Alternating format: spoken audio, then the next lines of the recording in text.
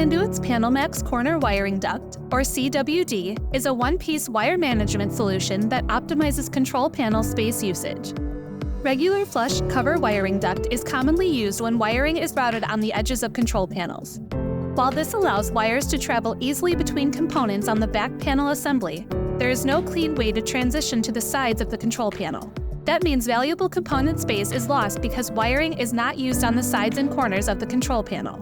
Even when panel builders do use the side panels for wiring, they need to install two sections of traditional duct vertically across the corner. This is time-consuming, wastes space, and makes troubleshooting difficult. Corner wiring duct solves this problem by fitting into the unused space in the vertical corners of enclosures that have back and side panels. This allows a seamless transition of wiring across corners.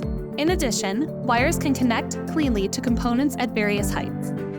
CWD reclaims up to 20% of the panel space by using the previously unusable corner space.